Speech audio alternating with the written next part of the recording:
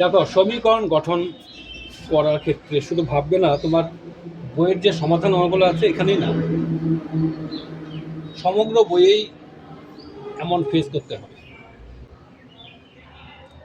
যদি গঠন করতে পারো, যদি এই যে অজ্ঞাত যেটা চাইছে ধরে যদি তুমি সমাধানে আনতে পারো গঠনে, তাহলে দেখবে বেশিরভাগ অঙ্কই হয়ে যাবে। হ্যাঁ, তোমাকে তখন জানতে হবে বিভিন্ন বিষয়। উদাহরণ দিচ্ছি, একটা মনে করো একটা অঙ্ক, একটি আয়তক্ষেত্রের দৈর্ঘ্য প্রস্থ থেকে 5 সেমি বেশি, ক্ষেত্রফল 150 বর্গ সেমি, পরিসীমা কত। এখানে তোমাকে জানতে হচ্ছে, তুমি মনে করো জানো আয়তক্ষেত্রের এই বিষয়গুলো জানা আছে, তাহলে প্রশ্নে কিন্তু দেখো ক্ষেত্রফল দেওয়া আছে 150, তখন ক্ষেত্রফল দিয়ে যে প্রশ্ন সারে মানে সমীকরণ করা হয় এইটা দেখো ধরতে পারো কিনা, যে দৈর্ঘ্য 1 সেমি,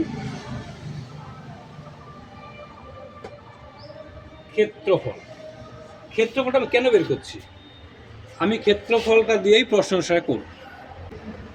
এই যে প্রশ্ন অনুসারে ক্ষেত্রফল সমান সমান 150, এটা যদি সমাধান করো এক্সটা বেরিয়ে আসবে, এটাই উত্তর হবে। তাহলে এরকম কর্ণ দিয়েও লাগতে পারে, পরিসীমাও দেওয়া থাকতে পারে না। হ্যাঁ, এখানে আরেকটা বিষয় দেখতে পারো, দৈর্ঘ্য সমান সমান ক্ষেত্রফল বাই প্রস্থ, কারণ এখান থেকে আসে, ক্ষেত্রফল থেকে আসে। দৈর্ঘ্য প্রস্থ, দৈর্ঘ্য মানে কি হবে, ক্ষেত্রফল বাই প্রস্থ, প্রস্থ সমান সমান ক্ষেত্রফল বাই দৈর্ঘ্য। হ্যাঁ, এখন যে ভাবো আমি এত মনে রাখবো কি করে, তখন আসবে কনসেপ্টের ব্যাপার। ক্ষেত্রফল সমান দৈর্ঘ্য প্রস্থ, এটা তো সূত্র জাস্ট, এগুলো মনে রাখাতে কোনো কনসেপ্ট হয় না। কনসেপ্ট হচ্ছে ক্ষেত্রফল জিনিসটা কি, নিশ্চয়ই ভিতরে জায়গাটা, এই জায়গাটা হচ্ছে ক্ষেত্রফল।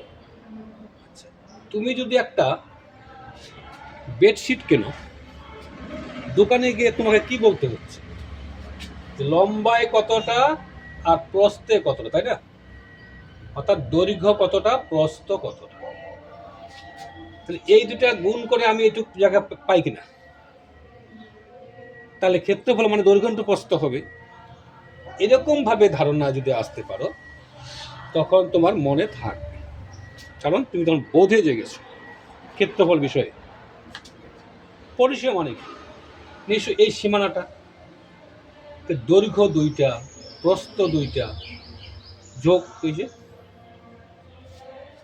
আচ্ছা, কর্ণ স্কয়ার কেন হচ্ছে, এটা সমকোণী ত্রিভুজ, আমরা কি জানি এটা অতিভুজ, অতিভুজ স্কয়ার সমান সমান লম্ব স্কয়ার বা ভূমি স্কয়ার। এখান থেকে যদি এটা ঠিক কর্ণ ধরতে কি হয়, কর্ণ স্কয়ার সমান সমান দৈর্ঘ্য স্কয়ার প্লাস প্রস্থ স্কয়ার। তাহলে এই যে ধারণাটা শুধু ভাবো এখানেই আছে। তুমি যখন যে করো, এটা কি সমকোণী না, এখানে মনে করো এটা 4 এটা 3, এটা বের করতে বলছে, তখন আমরা এই সূত্র তো ব্যবহার করি না। তুমি যখন এটা করো অর্ধবৃত্ত সমকোণ, তখন নিশ্চয়ই এটা অতিভুজ ধরে আমরা করি কিনা। পরিমিতির যে অন্যান্য অঙ্ক আছে, এই যে আয়তন, বিভিন্ন তলের ক্ষেত্রফল, যত জানবে ততই তো সুবিধা হচ্ছে। এভাবে বুঝে বুঝে চলো। আমি এখানে কয়েকটা জিনিস দেখাচ্ছি যা সমীকরণ গঠনের ক্ষেত্রে যা খুব দরকার হয়। দেখো, এখানে দেখে বোঝা যাচ্ছে কি কি জানতে হবে, ক্রমিক অযুগ্ম, ক্রমিক সংখ্যা, এদিকে এই যে সময় দূরত্বের ব্যাপার, এটার মধ্যে মনে করো জিনিস কেনার ব্যাপার আছে না। তুমি যত অঙ্ক এগুলা করছো ততই তুমি এরকম সূত্র তুমি পাচ্ছ, আর এই সূত্রগুলো তোমাকে মনে রাখতে হচ্ছে, কারণ আমার এটা দরকার হয়। এই যে একটা প্রয়োজনে তুমি চেতন হয়ে মনে রাখছো, এইটাকেই বোঝা বলে। ক্রমিক সংখ্যা মানে নিশ্চয়ই এভাবে বাড়তে থাকে। তো দুটি ক্রমিক সংখ্যা থাকলে কি ধরুন, একটা এক্স আর একটা এক্স প্লাস ওয়ান। ক্রমিক যুগ্ম সংখ্যা এটা মানে কি,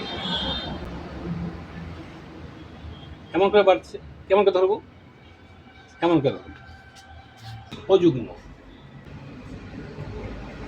আমরা এমন করে ধরবো।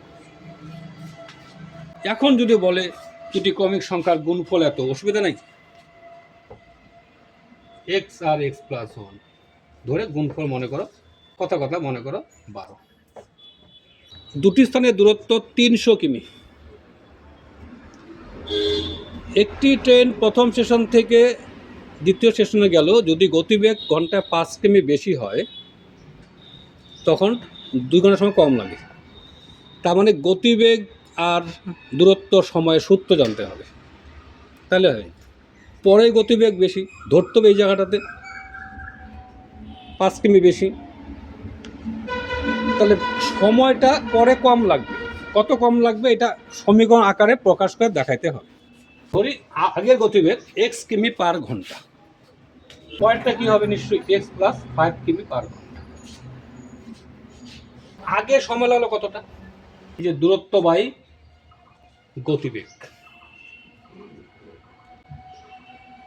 পরে সময় লেগেছে, বলছে 2 ঘন্টা সময় কম লেগেছে, তার মানে এই সময় আর এই সময়ের ডিফারেন্স 2, এখানে 2 কম আছে, তখন প্রশ্ন অনুসারে এই জায়গাটা বোঝার ব্যাপার যে দুইটার সময় ডিফারেন্স 2। 80 টাকায় কিছু চিনি ক্রয় করলেন, আরও 4 কিগ্রা চিনি বেশি পাবেন যদি প্রতি কিগ্রা চিনির দাম 1 টাকা কম হতো। আচ্ছা, দাম 1 টাকা কম হলে বেশি পাওয়া যায়, তার মানে আগের দাম পরের দাম চলে আসবে। ধরি আগের দাম x টাকা পার ডজন, পরের দাম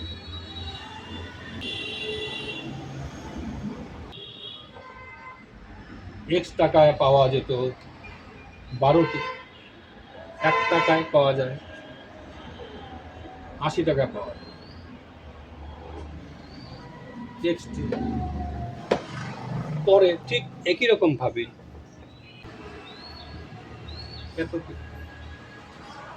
নিশ্চয়ই এখানে নিশ্চয়ই 4 কেজি বেশি আছে এটার চেয়ে এখানে 4 কেজি বেশি আছে, এটাই আমি সাজাব যে 8 12 96।